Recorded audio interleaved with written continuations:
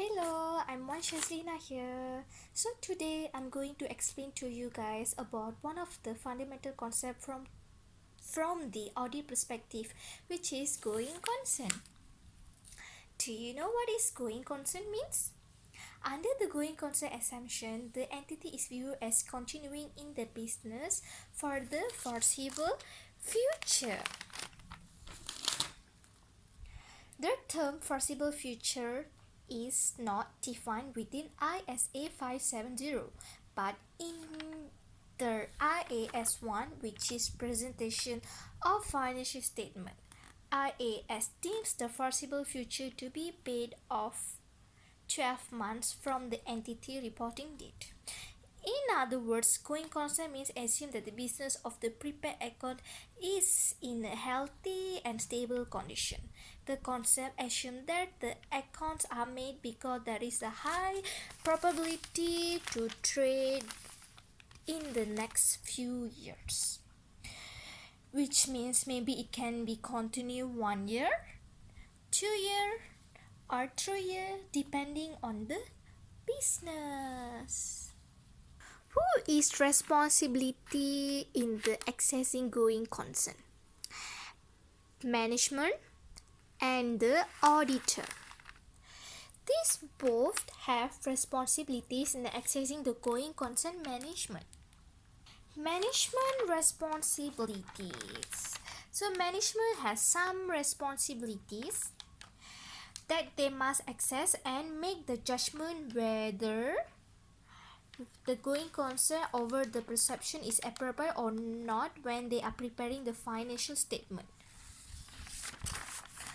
Under the IAS 570, there are the factors or requirements that management must take into the consideration whether the entity can prepare the financial statement on the going concern basis.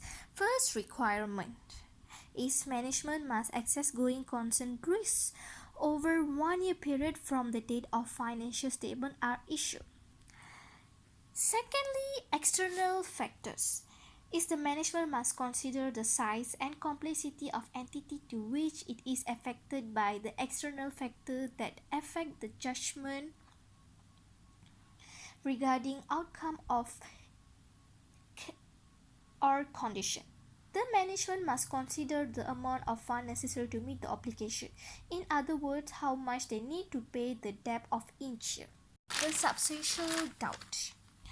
The last requirement is management must have the judgment and obligation plans to remove the substantial doubt, which means management must have some plans to prevent the debt which might make the company to have the inability to continue its operation. Next is auditor responsibilities. Auditor responsibility on going concern basics is different from the management responsibilities. Auditor responsibility is determine whether the entity can prepare the financial statement under the going concern perception. As I have explained earlier, that is for the management responsibilities. If there is a substantial doubt on the business, auditor must provide unmodified opinion with emphasis of matter which paragraph or can disclaim an opinion from the audit perspective under the IS 570.